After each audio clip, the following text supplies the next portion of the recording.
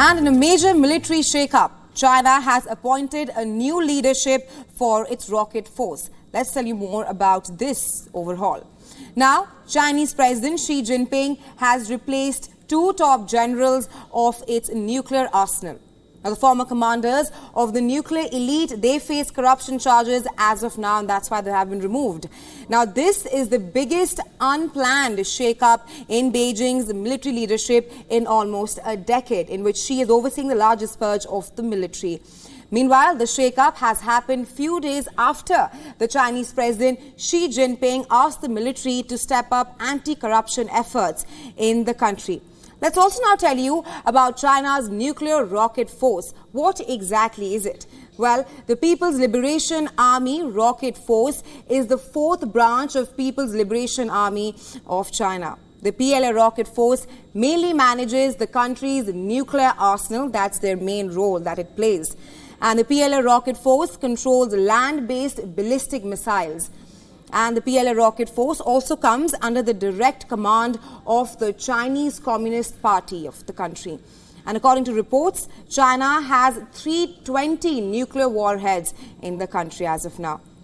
And to talk more on this, we're now being joined by Einar Tanjin. He's joining us live from Beijing. He's a political and an economic commentator. Thank you so much for joining us on WION, Mr. Tanjin. Thank you, Risha.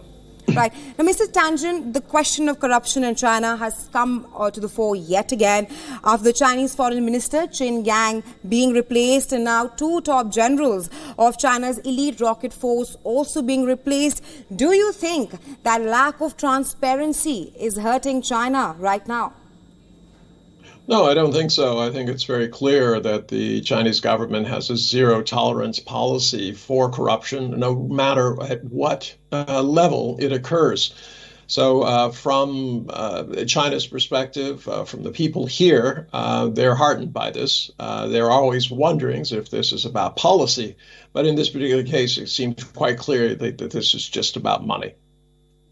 Right, but the Chinese president just last week said that the country needs to step up its efforts against corruption, and then we saw a slew of changes in the military leadership of the country. What do you have to say on that?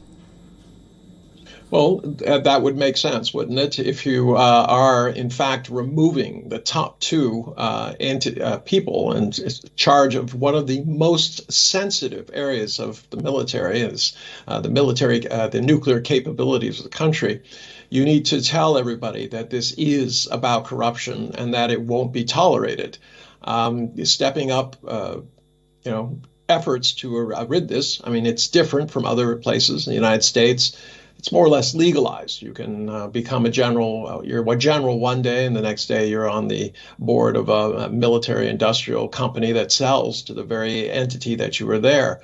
Other countries sweep it under the rug because it would be an embarrassment. China has chosen the opposite. It has been quite thorough and forceful in naming these people. They could just said they retired or, whatever reason. They don't have to go into it, but they've made it quite clear. Zero tolerance for any kind of corruption. Right. Can we also expect further squeeze in the PLA in the coming times? That I don't know. But if he said that there needs to be more vigilance, then it's clear. I mean, you rarely have corruption at the very, very top without having corruption below. Obviously, in order for people to get money, there were people who were involved way below these top levels because it'd have to be a concerted affair. So at this juncture, yes, I would expect that there would be something, but not at the same levels. Right. Mr. Tanjin, I also want to ask you that with whatever is happening in China right now, the overall in the military leadership, what does it tell you about Xi Jinping's vision and direction for the Communist Party?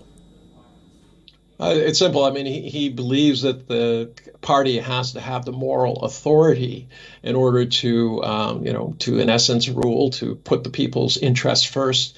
You have to, act. You have to show people that you're acting the same way that you're preaching. This is very different from other countries where sometimes the people at the top say one thing and do another.